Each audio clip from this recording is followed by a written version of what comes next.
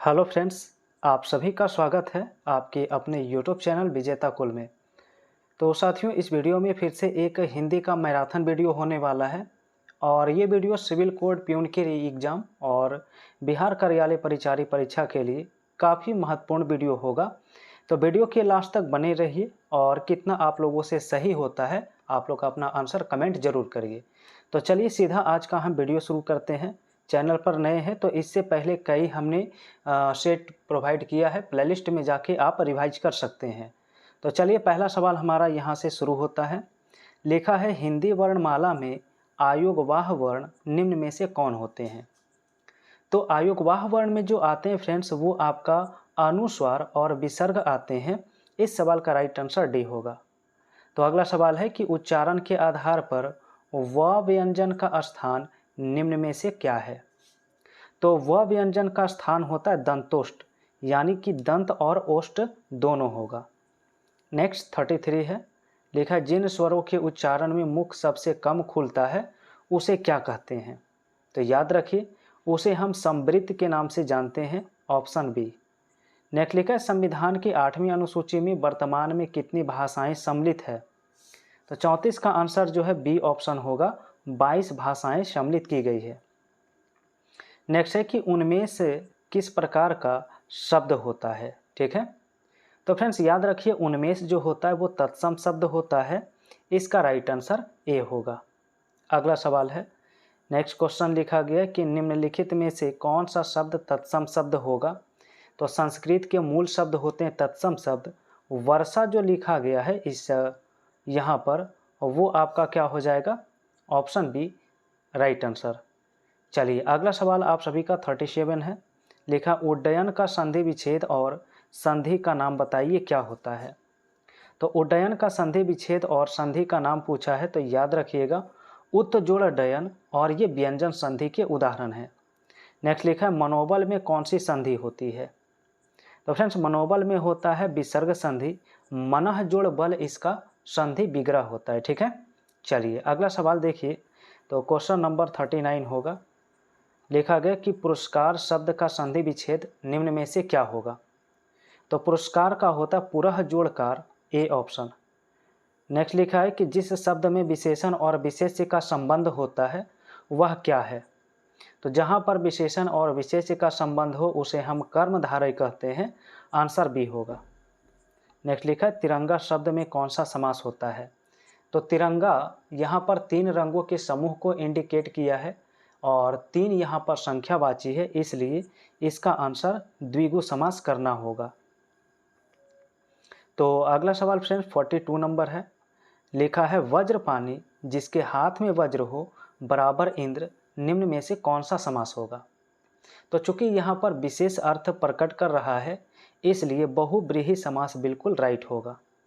Next लिखा है कि प्रति उपकार शब्द में किस उपसर्ग का प्रयोग हुआ है। तो प्रति उपकार में होता है प्रति, क्या होता है प्रति, इसमें उपसर्ग के रूप में प्रयुक्त होता है। अगला लिखा है कि बुढ़ापा शब्द में कौन सा प्रत्यय लगा हुआ है। तो फ्रेंड्स बुढ़ापा में याद रखेंगे पा शब्द यहाँ पर क्या होता है, प्रत्यय होता है। ठीक है, अगला क्वेश्चन 45 होगा। लिखा है कृदंत प्रत्यय किन शब्दों के साथ जुड़ते हैं।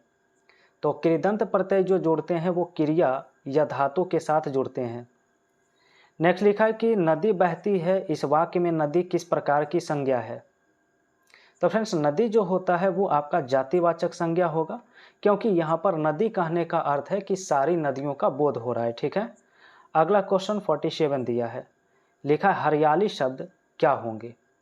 तो हरियाली शब्द यहाँ पर भाववाचक संज्ञा होगा, इसका राइट आंसर सी होगा, क्योंकि यहाँ पर हरापन जो एक विशेष भाव को दर्शाता है। ठीक है, नेक्स्ट लिखा है कि मैं स्वयं वहीं जा रहा हूँ, इनमें रेखांकित शब्द के बारे में बताइए क्या है।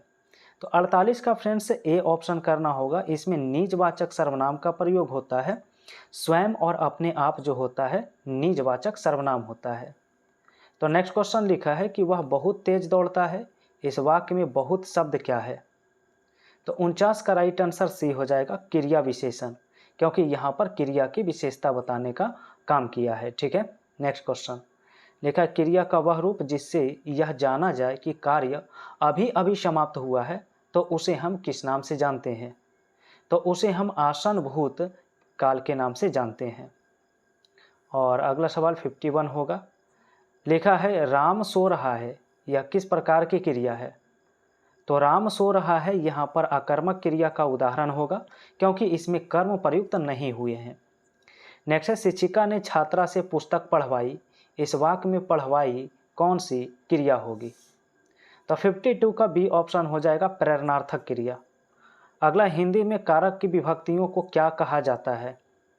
तो फ्रेंड्स विभक्तियों को कहा जाता है परसर्ग, आंसर सी होगा। नेक्स्ट क्वेश्चन 54 दिया है। लिखा साधु स्वभाव से सरल हैं, यहाँ से किस कारक का चिन्ह होता है? तो 54 का राइट आंसर बी होता है यहाँ पर करण कारक। ठीक है, तो राइट आंसर क्या हो जाएगा? Option B. चलिए अगला सवाल 55 है। लिखा हे राम रक्षा करो, इस वाक्य में कौन सा कारक प्रयुक्त हुआ है? तो यहाँ पर फ्रेंड्स संबोधन होगा, क्योंकि हे राम यहाँ पर क्या है? संबोधित किया गया है। नेक्स्ट है मैंने यह काम कर लिया है, वाक्य में कौन सा काल होगा? तो 56 का आंसर बी हो जाएगा यहाँ पर पूर्ण वर्तमान काल। और अगला सवाल 57 है। लिखा है वाच्य का शाब्दिक अर्थ क्या होता है? तो फ्रेंड्स वाच्य का जो शाब्दिक अर्थ होता है वो होता है बोलने का विषय। ठीक है, नेक्स्ट क्वेश्चन 58 दिया है। लिखा है चलो अब सोया जाए, यह किस वाच्य का उदाहरण है? तो 58 का राइट आंसर जो है ऑप्शन सी हो जाएगा, भाववाच्य राइट होगा। अगला लिखा 59। लिखा है कि अवयव का दूसरा नाम क्या है? तो 59 का आंसर बी हो जाएगा, अविकारी शब्द इसका आंसर होगा। अगला लिखा वह आया और मैं गया, इनमें और जो लिखा गया है ये शब्द क्या है?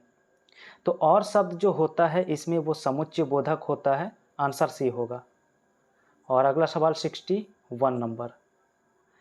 लिखा है पंडित जवाहरलाल बच्चों के प्रिय थे, वाक्य में व्यक्तिवाचक संज्ञा कौन सा है? तो ऑप्शन 61 का आंसर ए करना होगा, पंडित जवाहरलाल नेहरू यहाँ पर व्यक्तिवाचक संज्ञा है, क्योंकि विशेष व्यक्तित्व का बोध हुआ है। नेक्स्ट है जो परिश्रम करेगा वह सफल होगा, रचना की दृष्टि से यह वाक्य कैसा है? तो 62 का आंसर सी होगा, मिश्र वाक्य। और अगला सवाल 63 है। लिखा है ईश्वर तुम्हें दीर्घायु करे, अर्थ के आधार पर वाक्य का भेद बताइए क्या है? तो 63 का आंसर ए होता है इच्छावाचक। तो जहां पर आशीर्वाद दिया जाए वो आपका क्या होता है? इच्छावाचक होता है। नेक्स्ट क्वेश्चन लिखा है कमल का पर्यायवाची शब्द निम्न में से कौन नहीं है? तो 64 का आंसर डी हो जाएगा, कमल का वारिद नहीं होता है, क्योंकि वारिद किसका होता है? बादल का। और अन्य सभी अंबुज, पंकज और वारिज कमल के पर्यायवाची होते हैं। नेक्स्ट है जंगम का विलोम शब्द क्या होगा? 65 का आंसर। तो 65 का आंसर फ्रेंड्स सी करना होगा, जंगम का स्थावर। अगला लिखा है जिसने इंद्रियों को जीत लिया हो, इसके लिए एक शब्द बताइए। तो याद रखिएगा बी ऑप्शन होता है, इसे हम जितेंद्रिय के नाम से जानते हैं। और नेक्स्ट क्वेश्चन लिखा है गागर में सागर भरना, इस मुहावरे का अर्थ क्या है? तो 67 का बी होगा, थोड़े शब्दों में बहुत कुछ कहना। नेक्स्ट क्वेश्चन लिखा है का बरखा जब कृषि सुखानी, इस लोकोक्ति का अर्थ क्या है? तो फ्रेंड्स इसका मतलब है कि अवसर बीत जाने पर सहायता व्यर्थ है। नेक्स्ट लिखा विभत्स रस का स्थायी भाव क्या है?